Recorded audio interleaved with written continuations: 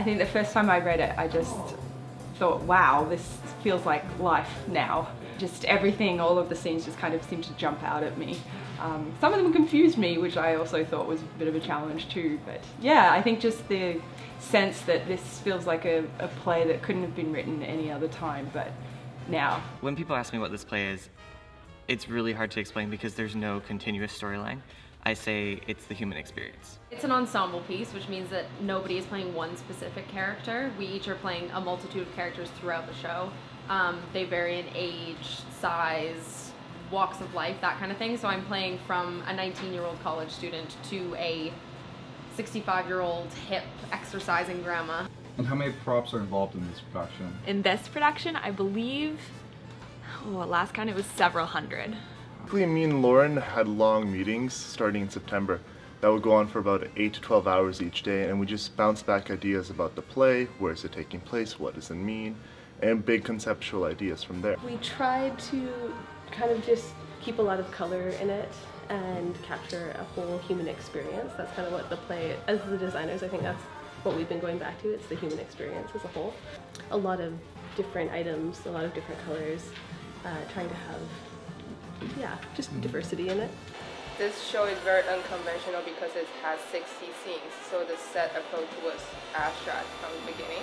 We started with a box. So at the end, now it looks like an inside of an old camera. It has this zoom in feeling.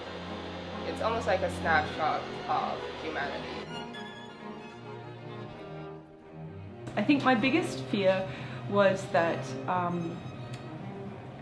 and it was also the thing that I absolutely loved about the play too, was just that there was no longer narrative arc, that there was all these tiny self-contained little stories that were so charged, but I was thinking, oh my gosh, are the audience going to leave us because there's no kind of, beginning, middle and story. It's a play about stories, and it's all these like everyday stories that you see.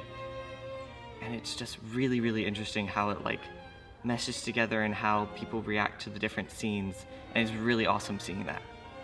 So we did a lot of discussion kind of around the table about what this play means and how the way we played the characters would be able to bring that out. So the play Love and Information, we've decided is about human essence.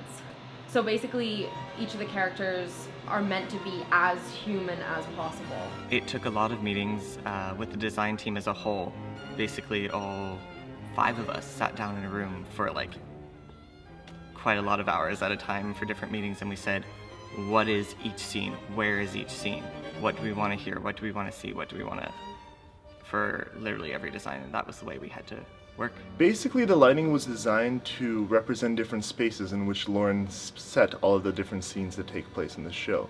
And through the lighting, I wanted to establish those scenes, as well as provide areas of isolation. So if one scene's taking place in the center of the stage, I wanted that scene to be totally isolated to that area. Well, we originally thought that there was this sense of human life under a microscope almost. Like all of the scenes were intensely personal, and they were between people who are in relationship to each other, that they kind of had a need from each other.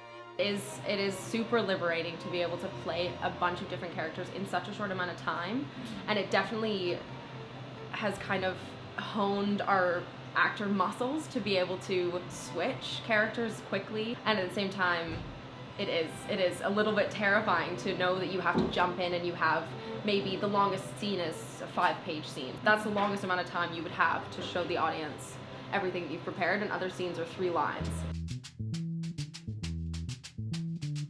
So there's something like 60 scenes. 18 actors. 18 120 actors. characters, 185 lighting cues, 526 costume pieces, 150 sound cues, and 320 props. Yes. So you go backstage in the theater and it's just like pandemonium. Like it's ordered pandemonium. From beginning to end, sort of the whole production process, how long would you be working? It's probably somewhere between 200 to 300 hours. Every single Ubyssey show has about 60-70 cues. Ours has 200 cues. When we were pulling everything, we had this entire room was filled, all of these shelves. They're still quite full, as you can see, but downstairs on stage, the entire backstage area is currently covered with props tables, whereas usually we only have one. That is probably the biggest challenge of this production for me. It's not really the design process, because we're not making as many, but just trying to figure out, not forgetting the socks is really like, the little details are quite a challenge in this one. The next show we're doing here, everyone's in one costume, but this one they all have 5 to 8 costume changes, so it's a bit of a nightmare in that way, but a fun challenge,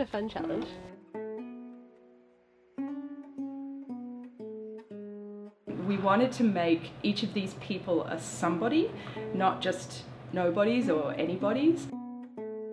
I find that this play is, I don't want to say abstract, but it's leaning more on the abstract side, and I find that really enjoyable to work with. So you're not lighting a kitchen in 1920, you're creating this whole world and trying to create emotions and blend visual appeal to all of these characters in such an abstract and unique way. Kind of constant balance between what motivates us too, the drive for information and the drive to know more, but then also the need and the drive for love and the pursuit of it. And the scenarios deal with not just like when we think of love like romantic love, but also familial love, loyalty, decisions that we have to make every day based on what we want to get and achieve. It's a play that asks what it is to be human at this point in time right now.